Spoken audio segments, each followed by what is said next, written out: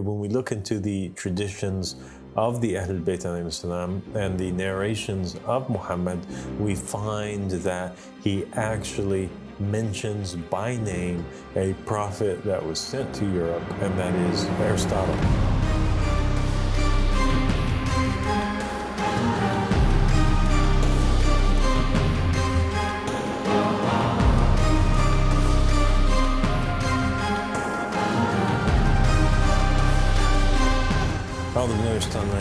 بسم الله الرحمن الرحيم اللهم صل على محمد وآل محمد الإمام المهدينا وسلم تسليما السلام عليكم ورحمة الله وبركاته. My dear friend Runa. Wa alaikum salam wa rahmatullahi wa barakatuh, Father. Thank you so much for joining me today. Thank you so much for having me here. So Runa, since today is the first time that we're going to be recording an episode together, and because it's the first time that our viewers are getting to see you, you're a European citizen. Mm-hmm. You are a descendant of the Greeks and the Romans because of the ideology and the ideas that they spread throughout the entire region, which has till this day affected every single European on the continent. You're quite the philosopher as well. And so we're going to have today a philosophical discussion about some of Europe's greatest minds. Okay, that's great. Okay? Yeah. Can you take a moment and describe the type of background that you came from? Because you didn't come from a traditional Judaic Christian upbringing. Mm-hmm. My parents, they were born Christian. I'm German. But they deregistered from the church throughout their lives because they couldn't stand really the crimes that were committed in the name of God by the Christian church.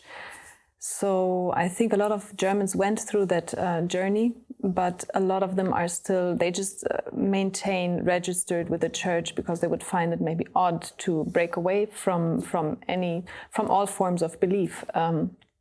My parents, they clearly said there's one force that's controlling everything, but we don't want to label it because we feel personally that religions are probably man-made and maybe they're just there to maintain power or gain power. So you got to find your own way. And I thought, and they wanted to give me the freedom as well, but they taught me two things. They said, there are only two things we can teach you. Never follow the masses and always do unto others as you want done unto you. So they allowed you to choose your own religion and to think for yourself and to find the truth for your own self. Well, that's amazing. So, so you grew up then and you became quite the philosopher, as all those who know you testify to that. Thank you. Okay, so now in light of that, and in light of your journey, and in light of your background, and you being a European citizen, and the fact that there are a lot of Europeans that are agnostics or atheists, let's talk about the messengers that were sent to Europe, that were sent to ancient Greece and ancient Rome over the course of the coming period with you and the conversations that we have.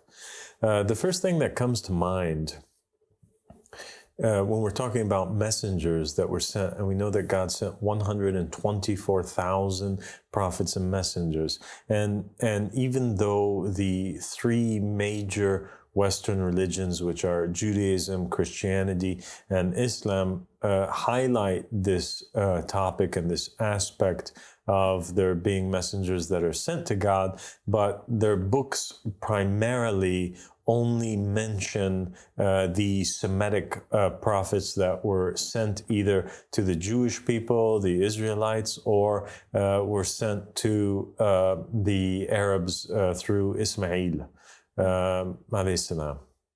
And examples of Arab prophets are, for example, like Salih, like Hud, and even Shu'aib and Muhammad sallallahu alaihi wasallam, and examples of Hebrew prophets that were mentioned in these books and traditions are Jesus, Moses, Ezekiel, Elisha, Elijah, all of those. But we have a lack of mentioning of names of prophets that were sent to other nations. And so let's go over that for a moment. When we look into the traditions of the Ahlul Bayt alayhim salam and the narrations of Muhammad, we find that he actually mentions by name a prophet that was sent to Europe, and that is Aristotle. He mentioned his name in two traditions. The first tradition was when the Prophet Muhammad said, "I am the Aristotle of this nation." And therefore he's comparing himself to Aristotle. And the Prophet Muhammad, being a divine messenger from God, would never compare himself to somebody who was a disbeliever or a pagan idolater or a worshiper of idols. He would only compare himself to somebody who was also a messenger from God, or at the very least praised by Allah subhanahu wa ta'ala, somebody who was favored from God, somebody who was from the people of paradise.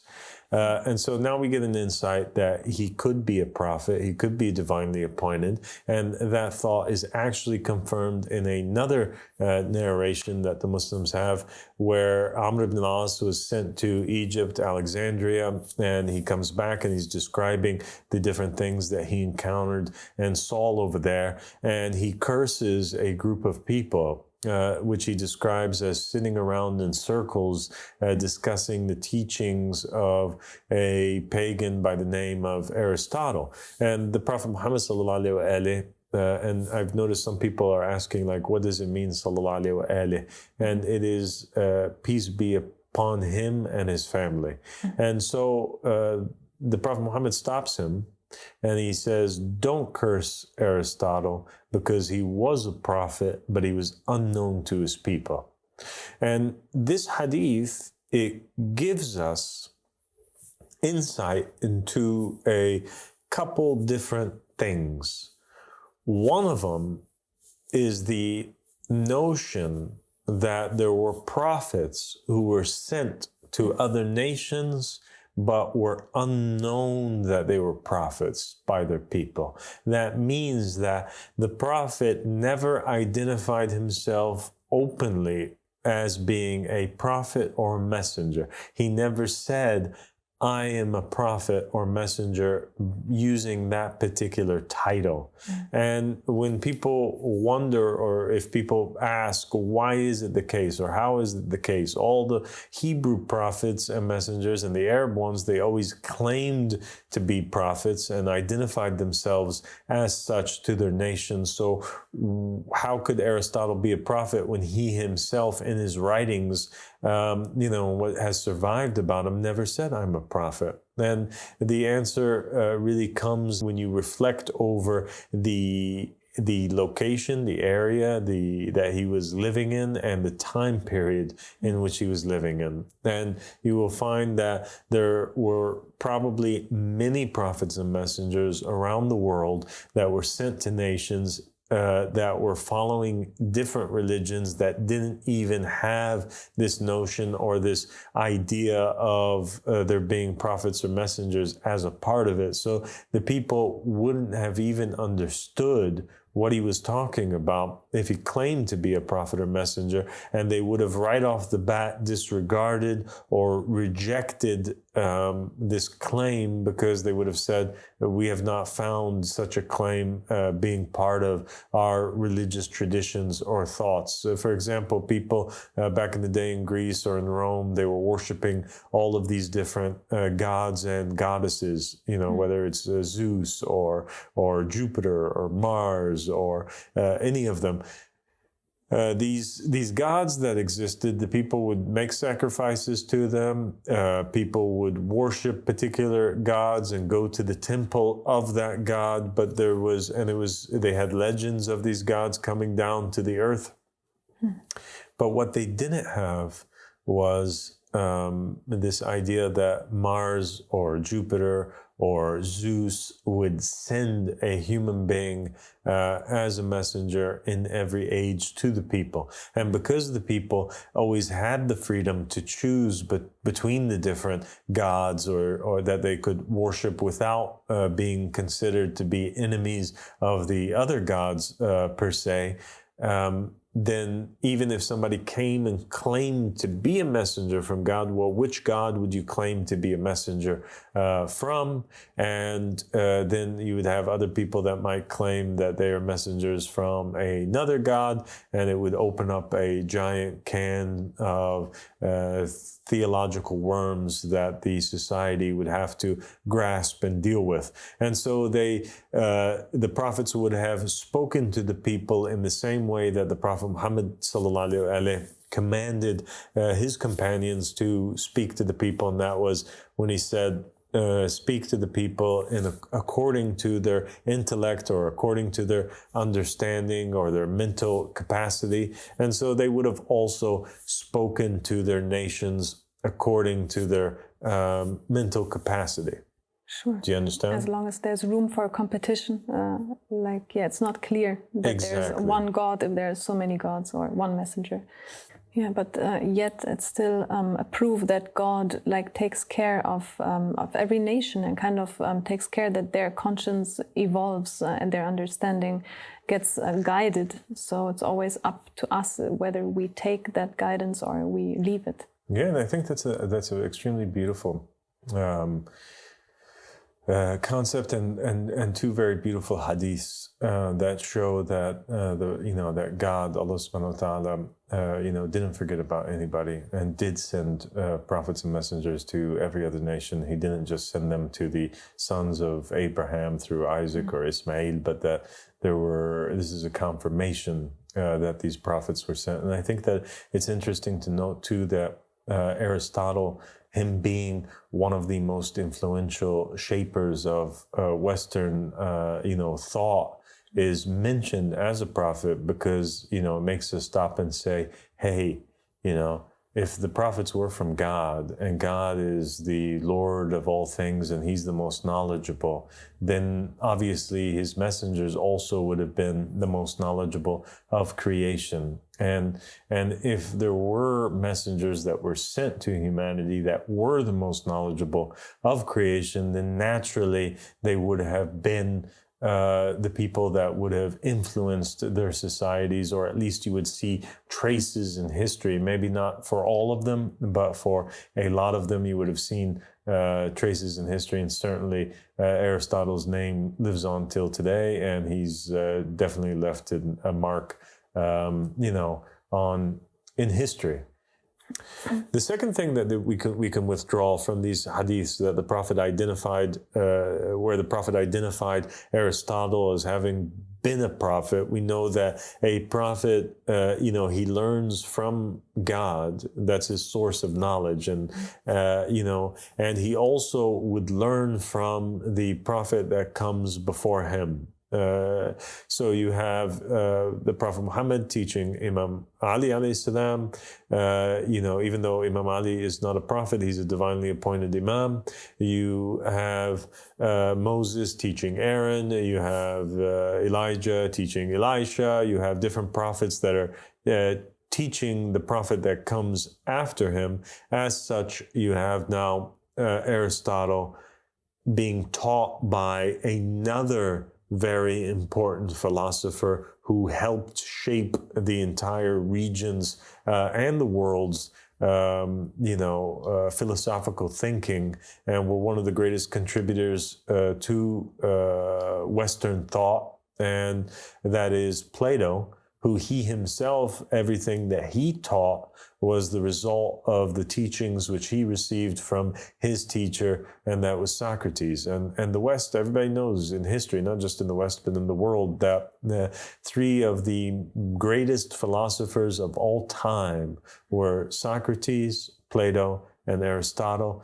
Each and every one of them was a teacher or student of the one before, and Aristotle, at the end of the line, really shaped the entire world, because he had a student who was Alexander the Great, and he taught Alexander, and he directed Alexander, and he influenced Alexander's openings and conquests that he did throughout the world, and that shaped the entire world and helped bridge the nations together. And it had a large cultural, theological impact on the entire planet. True. So yeah, we see that God takes care of every nation, just like it says in the Quran, like one of these like most beautiful surahs or verses where it says that God sends a messenger to every nation, but it's just us who haven't been aware of all these messengers throughout time. Yes. Okay, so let's now put this assumption to the test. We know that Aristotle is a prophet, but let's now take a look and compare and further prove that this idea is correct, that Socrates and Plato were also prophets that were sent by God, that they were 3 of the 124,000 prophets and messengers that were sent forward, and compare, because people find difficulty when accepting them as prophets, to kind of they would say, well, okay, well, where do we find the connection? Like, we don't find necessarily that these guys were preaching monotheism or the same thing that the rest of the Hebrew prophets and messengers were preaching or were teaching. And I think that that is incorrect. And all we have to do is to go to Plato, and Plato had this book which was called The Republic. And the Republic was actually, it's the Republic of Socrates, because he was just writing down all of the teachings and the conversations and the words of his teacher, Socrates. And it was Socrates' proposal for a divine just state in which he dreamed would one day exist, and in which Socrates was saying it is the only way that justice can fill the earth. And that idea of a divine just state is in the narrations of Muhammad and the family of Muhammad, the goal that all of the prophets and the messengers, all of them, all 124,000 of them, were working to accomplish and to see, and they dreamt of seeing this state. So even if the message is different, because the people that are receiving the message have different beliefs or ideas, that theme we should see in the works of and teachings of every one of those 124,000 messengers that came across the planet, because naturally each and every one of them would want that their societies, that their nations be prosperous and be in a state of peace. So why don't you give us a little bit of an introduction, Runa, about this book that you love so much and that so many people around the planet love, The Republic? Okay, I would say it's a misunderstood book a lot of times, because people, or the broad public, didn't realize that this book stems from a monotheist. Most people in the West just think it's talking about another political system that could be nice to have, but is not necessarily maybe the best one.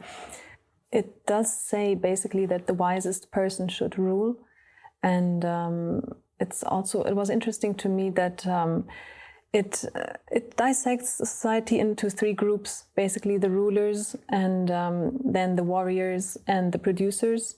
And it's kind of in parallel to another concept about the soul, which was also taught by Plato and Socrates. I believe that the soul consists of 3 parts. In any case, the logic is that the wisest person should be the one in power or the one in charge. Of course, the question becomes how do we find the wisest person? And even within those writings, these dialogues between Socrates and Plato, there was this one story that the oracle was in Delphi had been asked who's the wisest person, and the oracle said Socrates, but Socrates kind of rejects that notion and says, all I know is that I don't know anything. So like part of being wise is to know that that the only one who can ultimately know is not a normal human being. So humbleness is like the basis, in a way, of wisdom. Yeah, so it's interesting to note now. You mentioned a lot, of ideas in this that we're going to start dissecting bit by bit. Yeah, so Socrates, he was looking towards an ideal world. And he recognized that in an ideal world, there is justice. The absence of justice means injustice and means the rule of the devil, the rule of darkness.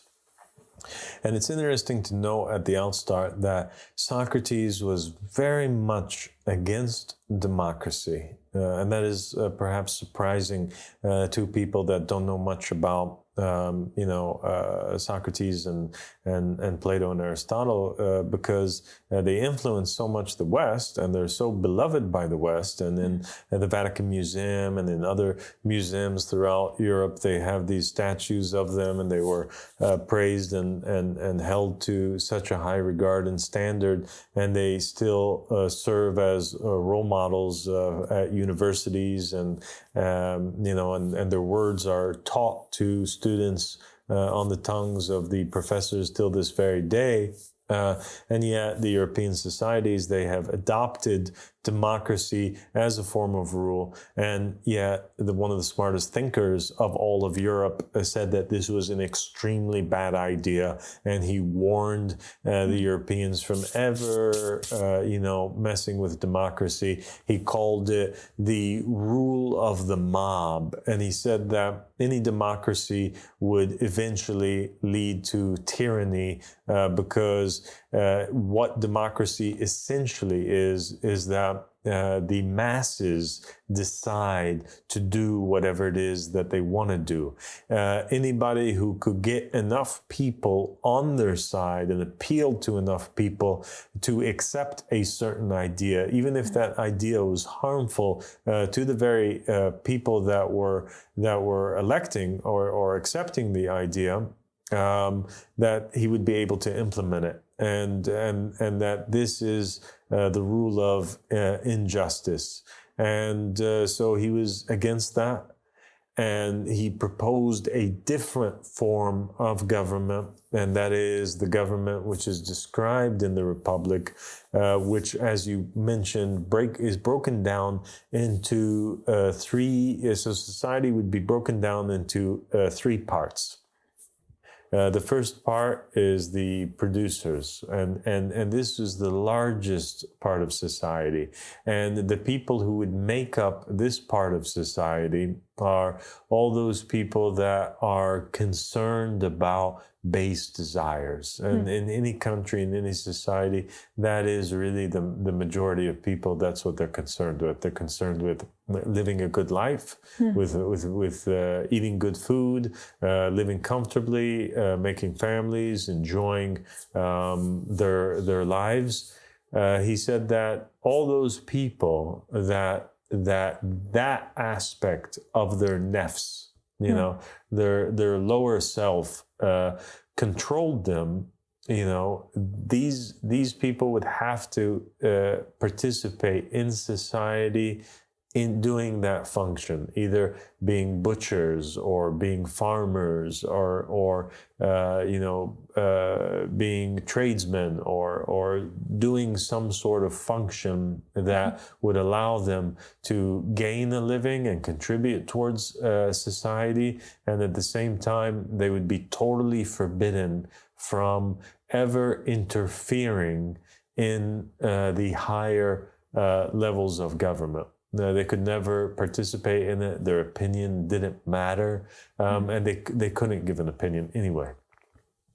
Yeah, Because any opinion that they had would be a wrong opinion. It would not be a good opinion because their nature, it was not meant for them to rule. They're not concerned about the welfare of the whole. They're concerned more about their own individual, lives, and so they would naturally, if they were to rule, it would basically collapse the entire country or the state. Then there was a second group of people, and they're basically commanded by their honor, by their dignity, by their hearts. Not by their bellies, like the first class. This second class, they're motivated, more by their good nafs, so to speak, and they're motivated by, a desire to protect the rest of society, and they want to attain concepts such as nobility. They want to be noble. They want to have honor. They want to have dignity. This class of people would be chosen from society, and they would be basically given the task to be part of a military force that protects the rest of the society. So it's a smaller circle than the bottom class. And the bottom class would work, and they would have to feed the military for free. These guys would never work in the field. These guys would work in the field. These guys would provide food for themselves and would provide food free of charge, so that the military class has a living. In exchange, the military class would swear an oath to always defend the bottom class. And they wouldn't have normal lives like they would. They wouldn't, get married in that sense, although they would have children. And we'll get to that concept later. That's a whole different episode where we talk about marriage and its differences between the lower class and the middle class versus the top of the pyramid, so to speak. And so they would be that, defenders of the city, defenders of society, and their reward would be the honor that they get from performing that function.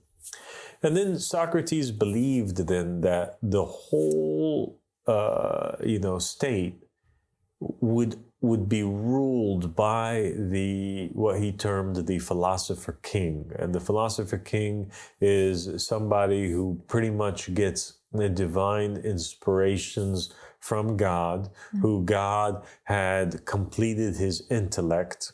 And because his intellect is completed, his morals and manners are also complete, and he is not capable of making mistakes.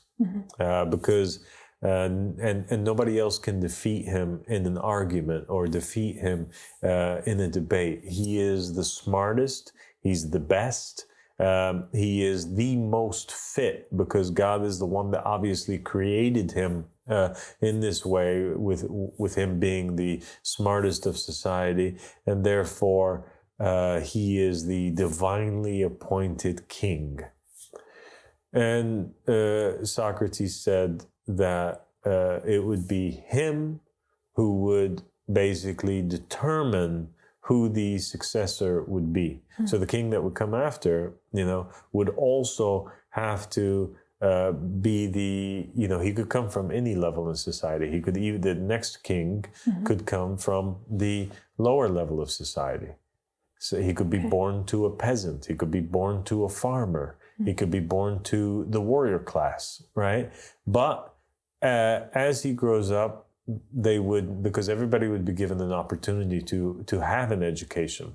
So it's not just that you're condemned there forever. No, you're placed there, but you could have a child who does not fit there. And if they don't fit there and they fit in the next class, this is their ambitions, this is what drives them to protect the city, to protect the state, then they could move to that. Or if they are born with this divine gift of intellect, then they would continue to raise through the degrees until they're tested and given the approval by the current Philosopher King, who would name him as his successor and the next most smartest and best and most honorable person in the state. So everybody kind of gets to do what they want or what they're actually desiring to do. Just it's in a safe environment where a ruler that actually has divine insight makes sure that nothing goes wrong. Well, Socrates, he gave the definition for justice. He discussed the concept of like, what is justice? And he said that justice is placing the right thing, the thing in its right place. That's what justice is. Justice is that you have a cup and you put in it water. Justice is not that you use a cup to put in it food, for example, or to put in it toys, or to fill it with mud. This is not justice to the cup. So you must use the cup for what it was intended to be used for by its creator or by its maker. And so it's not so much that everybody in society are allowed to do whatever it is that they want to do, but more so the idea of putting everybody in the place that they were meant to be put in. So those who were naturally gifted at farming would be farmers, and those who were naturally built to be warriors would be warriors, and those who are naturally meant to lead would be leaders. I mean, the greatest gift is to have any purpose at all. I think no matter where we are, like German people always say, like, every human being wants to work and needs work and wants to feel that they're needed. So maybe the level of fulfillment can be the same regardless in which place we are, as long as it's according to our nature. And yeah, it would be good, specifically for a lot of people that come out of school and they don't know what to do. It would be amazing if there was a place to go to actually find out what would fit me the most in that scenario. Because yeah, it's dramatic. Like after high school, you don't know what to do and you don't know how to find out what you should be doing. Of course, yeah. Yeah, so Socrates, to put it in layman's terms, he was basically talking about cultivating the talents that an individual would have. So if we're talking about modern day society, if you saw a child and the child was extremely talented at computer programming, but for example, he was passionate about soccer, and he wanted to be a soccer player at some point, but the child is really skinny. He doesn't have any muscles and he's not really good at soccer, but he's extremely good at computer programming. It would be an injustice to the child and to society at large that we allow this child to play soccer, or to, go forward, in his career as a professional soccer player when he's not even going to make a really good game at all. He's going to fail at it. He might get hurt, and that brain of his that he was given by God and the talent that could have benefited society, and with his coding skills and his programming skills, he could have developed programs that could have been part of life-saving machines or software or hardware. It would be a waste and an injustice to not direct him and place him in the correct place. So just like there are children that are naturally inclined and have talents in specific areas, there's also people that are naturally meant to rule other people because the tyranny inside of them is absent. They're not tyrants. They do have the best interest of society in mind, and they're able to manage and place people in their correct place, and they're able to ensure that society as a whole, everybody that goes through life during their time period, gets to have a good experience in life, that they don't incarnate in this planet only to suffer. He is somebody who alleviates, the people from suffering and from bad scenarios. So when the people have a good scenario and they come into life and they're able to live comfortably and perform that thing that they are talented at, and thereby maximizing their contribution to society, they have also enough time and ability to reflect spiritually and draw themselves closer to the reality and to the truth and to God, essentially. Yeah, I mean, there's no political system that ever proposed a mechanism that can ensure that the right person is in power. I mean, probably only this mechanism, that it's the creator himself who created the glass or created the creation or created the people, puts that leader in charge. Because, yeah, I mean, communism said we make everybody equal, kind of forcefully, didn't work. Democracy, as you said, is the rule of the mob. Like we're kind of oppressing each other and also oppressing ourselves. The only way to go and the only system that is really intelligent and is perfect is a system that the religions kind of have, or the false religious rulership has hijacked and claimed for themselves, like the Pope and so on. It's the system that people have unfortunately lost trust in, because they've seen that system, that superior system, in the wrong hands. But there can only be one right ruler, the one who has like the spirit of God, or direct instructions. Yeah. So then now when we compare the teachings of Socrates to the teachings of Muhammad sallallahu alaihi wasallam, or the teachings of Jesus or the prophets and the messengers, we find that it's actually not different. It's the exact same. It's identical. What Socrates is saying, using different terms, is exactly what the prophets and the messengers in Judaism, Christianity, and Islam are saying. And you even find the law of recognizing the proof or the messenger of God here, and you also find it over there.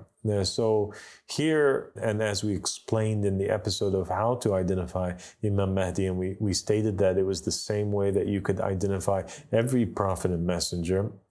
One, he's divinely appointed.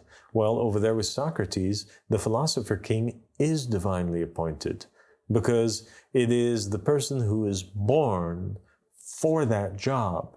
It was like God gave him this ability before he even came into this world, and his intellect is superior, and it's God who gives the intellect, and so he was predestined to be the ruler of the people. So the Philosopher King is divinely appointed by nature.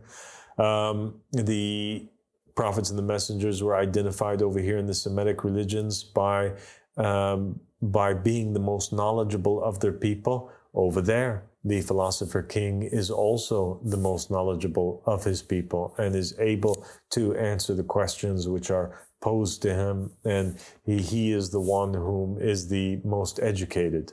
In the Semitic traditions, it's the obligation of the believers to pledge allegiance to the Imam of their time, or the Prophet or the Messenger in their time, like the Quran states that we did not send a single messenger except that they were meant to be obeyed.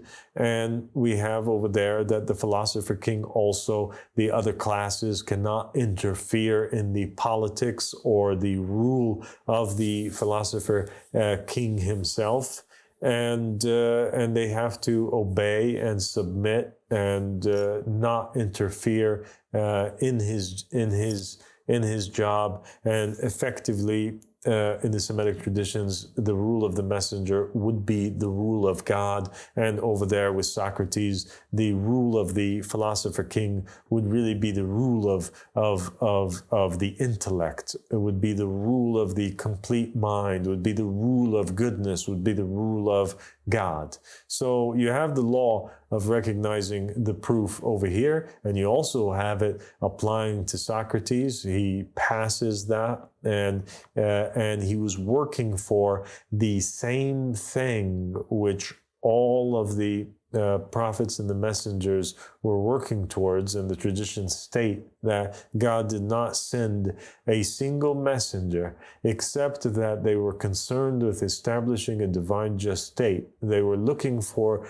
goodness for humanity and prosperity, and that is what Socrates was able to, to articulate in his teachings and his ideas, that that this was the goal that he was also pursuing. True. I mean, people in the West sometimes have a hard time accepting anybody as better than themselves. So the fact that there's not parties or like multiple people that are at the top, but it's just literally one person, and it's the person that's carrying the Spirit of God, should be a relief for everybody who thinks it's not good or not adequate to see anybody else higher than yourself. I mean, it's actually necessary to find that person. And it's necessary to know that God would take care of us in that sense, because otherwise we'll always be the victims who are ruled by some crazy people, really. Exactly. But it's, it was the strong, firm belief that these philosophers had, especially Socrates, that,